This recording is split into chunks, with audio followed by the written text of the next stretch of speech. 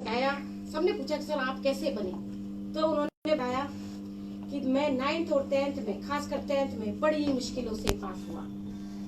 कभी सप्लीमेंट्री तो वो लास्ट में कम्प्लीमेंट्री और हुआ उस तरीके से पास हुआ। फिर बहुत मुश्किलों से करते करते मैंने बीए करी। बीए भी मेरी 3rd डिवीजन रही। बीए 3rd डिवीजन करने के बाद में मेरे घर वालों ने मुझे घर से बाहर निकाला और उसके बाद में जब घर वापस आने की कोशिश की तो चप्पल जूतों से मेरा स्वागत हुआ। अल्टीमेटली मैं बड़ा दुखी हुआ और मैं चला गया और मैंने कोशिश की, अपने साथियों के साथ में अच्छे फ्रेंड मिल गए। दोस्त वास्तव में दिलदार होते हैं, वो जैसा भी हो अपना साथी उसको रख लेते हैं। उसको रखा और साथ में उसने पढ़ाई की और बोलते हैं कि मैंने फिर वो 1-2 साल अपनी जिंदगी के इसमें लगा दिए और आज मैं आपके सामने हूँ।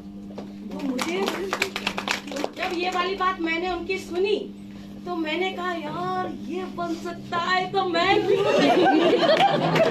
तो मोटिवेशन कहीं से भी मिल जाता है, ये बहुत बड़ी सच्चाई है कि मोटिवेशन कहीं से भी मिल जाता है।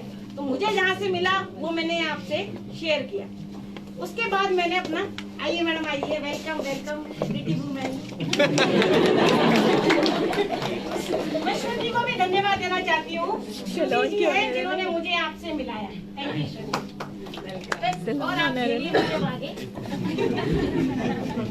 तो फिर क्या रहा कि जब मेरी ग्रेजुएशन का टाइम था, मैं फर्स्ट ईयर सेकेंड ईयर में थी, बहुत मेहनत कर रही थी। 10th के बाद में मैंने कहा ना मेरी जिंदगी थोड़ी सी चेंज कर दी उन बंदे ने और मैंने मेहनत करना शुरू कर दिया, बहुत पढ़ाई करी। फिर पढ़ाई करने का फायदा ये हुआ, मैं बचपन से ही क्या थी, रट्टा मार, बहुत मैं रट्टा मारने में उस्ताद हूँ। और आज भी कोई चैलेंज मुझे देना, कोई भी सब्जेक्ट आप दो, चाहे सीएस का ही दे दो, मैं पढ़ा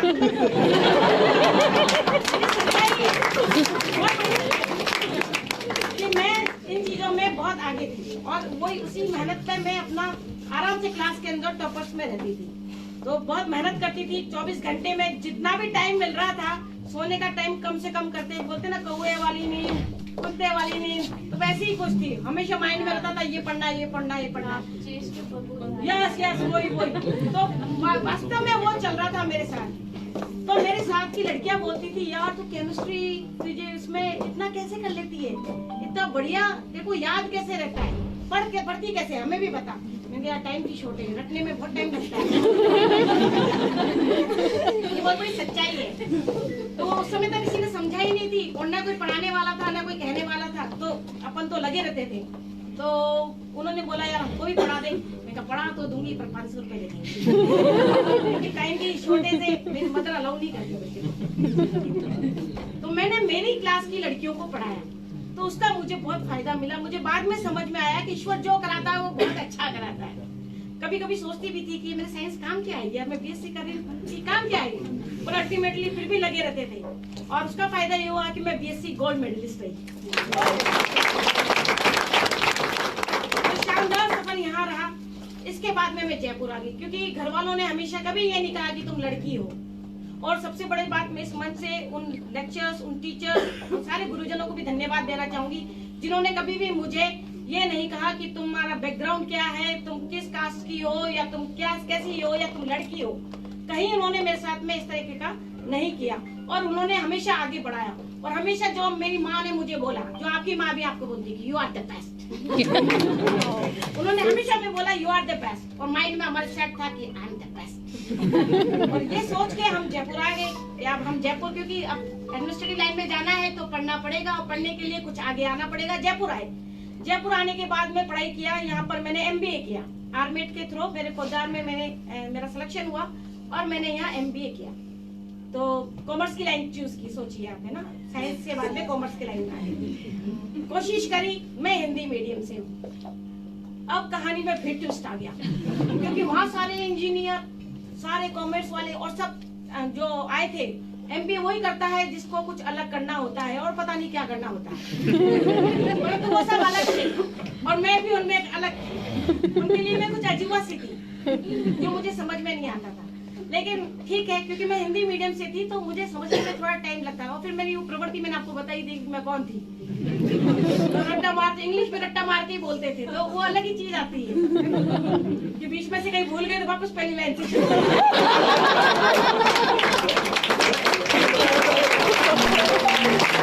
अब और सुनिए एक खतरनाक कहानी। कहानी में ट्विस्ट ये आया कि हमारे यहाँ पे सीआर का, क्लास रिप्रेजेंटेटिव का इलेक्शन हो रहा था। भाई कि सीआर होता है क्लास रिप्रेजेंटेटिव, कि सीआर के इलेक्शन के लिए कौन बनेगा। तो अपन ने भी हाथ खड़ा किया और सबने मुझको इग्नोर कर दिया। बुरा लगा यार, बोले फिर बोले नहीं आप नहीं है ना, ये लड़की शी इज बेस्ट, इनको बना देते। और अपने यहाँ पे निर्दलीय होगा, कोई इलेक्शन नहीं, अपने यहाँ पे आराम से निर्विरोध रहेगा कोई, क्योंकि अपन को वो करने के लिए थोड़ी है यहाँ पर, स्टूडेंट यूनियन बनाने के लिए थोड़ी है, अपन को पढ़ने के लिए आए, कुछ बनने के लिए उनको बना दिया। मुझे बड़ा बुरा लगा। मैं कहा दिस इज रॉन्ग मम्मा, बस ऐसे ही चलता है, तुझे कौन सा कुछ करना है इन कामों के अंदर, वो अपने खुश रहे मस्त रहे। और दिमाग में शाम तक रात तक चलते रहा कुछ। सुबह गए, पता किया कि भाई कौन कौन से इलेक्शन चल रहे हैं यहाँ, और मालूम पड़ा यूनिवर्सिटी का इलेक्शन चल रहा है। ओके फॉर्म लिया, 2 जनों को साथी को बुलाया कि भाई साइन कर दे यहाँ जमानती। बोले और तू सोच ले क्या करना है। मैंने कहा जिंदगी में आज तक ही नहीं सोचा, अब क्या सोच रहे। करवा लिए साइन और कूद पड़े इलेक्शन में। जेब में 2 रुपए नहीं, घर वालों को बताया नहीं, और इलेक्शन वो भी यूनिवर्सिटी का जनरल अपेक्स का इलेक्शन बहुत टफ होता है। वो जब कूदे ना तब पता लगा कि लाइफ तो भाई ये तो खतरनाक मामला है, इलेक्शन का सवाल आ गया। वो 15-20 दिन कैसे निकले, रात और दिन कहाँ गए। मैंने चाणक्य नीति जो मैडम ने बताई अभी, वही साम दाम दंड भेद सब कुछ कर लिया। लाइफ में मैंने शायद इतना कुछ जितना सीखा उससे डबल किया, और लोगों से मिले जुले और जो ग्रुप बनाए, क्या भाषण देना वैसे सीखा। लाइफ के अंदर हर चीज का कुछ फायदा होता है, तो ये वहाँ पे फायदा हुआ कि जीप के बोनट के ऊपर खड़े होकर हल्ला मचा सब कुछ किया। और उसका फर्क मुझे पता, मेरे को आज तक नहीं पता कि मेरे पोस्टर किसने छपवाए थे, मुझे आज तक नहीं पता। वो रेलियां जो चलती थी पीछे, गाड़ियां किसकी चलती थी मुझे नहीं।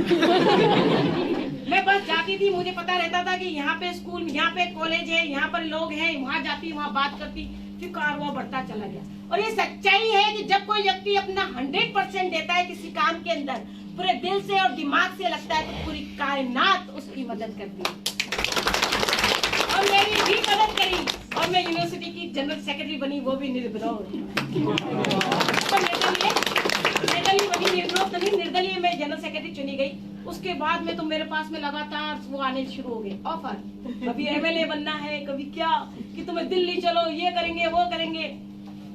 तो जिंदगी पलट गई बिल्कुल। और फिर मैं राजस्थान की प्रदेशाध्यक्ष बनी एनएसयूआई की। कमाल हो गया कमाल कि मुझे ये सब लोग जानते थे, है ना, ये मुझे अशोक गहलोत साहब और ये सब लोग मुझे बहुत क्लोजली जानते हैं, इसलिए तो एक अलग दुनिया चालू हो गई थी। पर मुझे अचानक से याद आया, यार मैं इस काम के लिए इतनी मेहनत नहीं कर रही थी, वो मैंने क्यों इतना रट्टा मारा। और फिर यहाँ मैं क्या करूंगी, पार्षद बन जाऊंगी। वो कोशिश करते करते पता नहीं एमएलए बने कि नहीं बने, पर तो क्या करूंगी, लाइफ का यहाँ कुछ सिस्टम नहीं बैठेगा। ये काम तो मैं रिटायरमेंट के बाद भी कर सकती हूँ। बड़ा दिमाग घुमा, और एमबीए के थ्रू मेरा प्लेसमेंट भी हो गया। कोठारी ग्रुप, ये कैंसर हॉस्पिटल मेरे ही टाइम बना था, तो मैंने इसमें काम करना भी शुरू किया। तो उस समय मैंने अपना पूरा माइंड को उधर डाइवर्ट करके मैंने सब्जेक्ट, मेरे साइंस के सब्जेक्ट से मैंने बीएससी किया, लेकिन मैंने सब्जेक्ट लिए, आप सोच भी सकते हैं कौन से, कॉमर्स के, हिस्ट्री और फिलोसफी।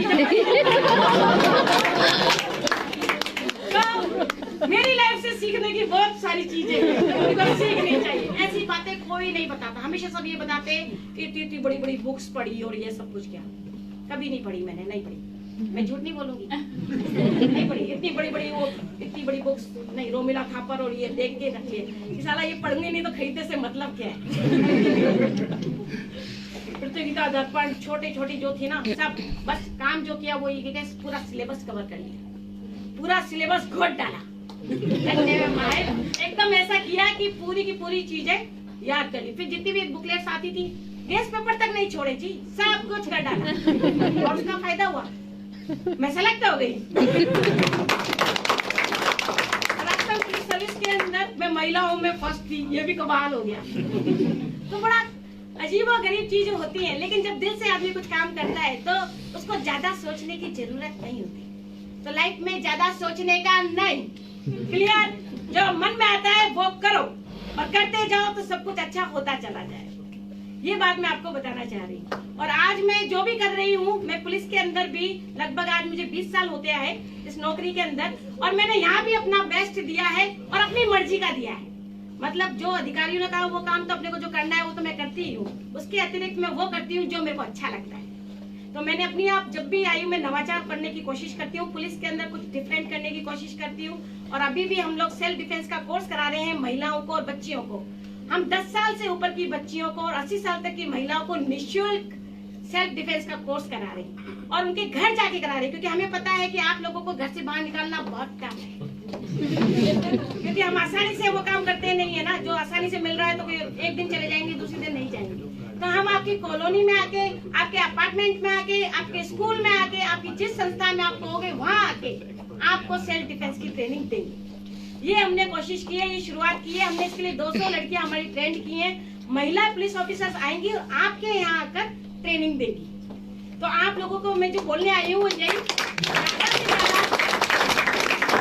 हमारा मन है कि जयपुर की तो कम से कम सभी महिलाएं और बच्चों को हम ट्रेंड करें। तो आपके जितने भी जानकार, आपके बचपन वाले जो स्कूल है, उनके टीचर्स, उनके प्रिंसिपल यहाँ दोनों बैठे हैं, इनसे भी मेरी गुजारिश है कि आप लोग हमें बुलाएं, हम आपके यहाँ आएंगे और सेल्फ डिफेंस सिखाएंगे। और ये बहुत जरूरी है। देखिए हमने ये देखा है कि रिसर्च से प्रूव हुआ है कि जिन लड़कियों ने सेल्फ डिफेंस सीखा था उन लोगों का आत्मविश्वास आम लड़की से बहुत अलग था और उसने अपनी लाइफ के अंदर बहुत कुछ पाया, कामयाबी पाई। तो ये तो फिर इसका मतलब ये कामयाबी की एक सीढ़ी है, ये इसका मतलब ये भी गारंटी है।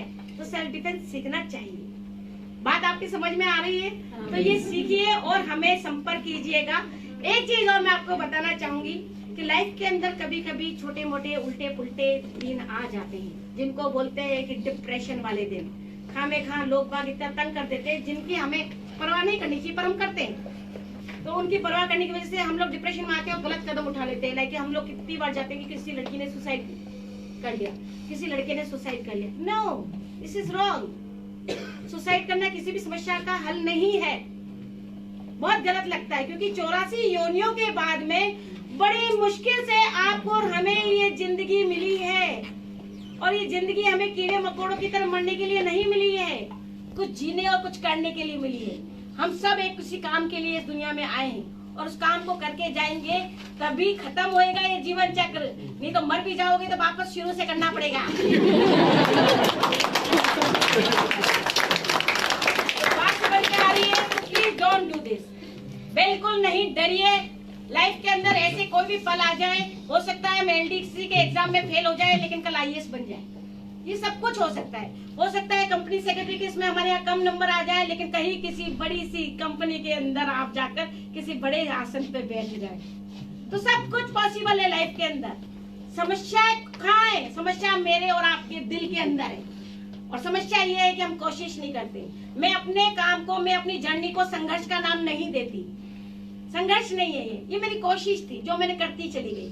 आप भी कोशिश कीजिए, सब कुछ अपने आप होता चला जाएगा। अगर आपने कोशिश किया तो जो आपको चाहिए वो आपको मिलेगा। इस दुनिया में ऐसा कोई काम नहीं है जो आप लोग नहीं कर सकते।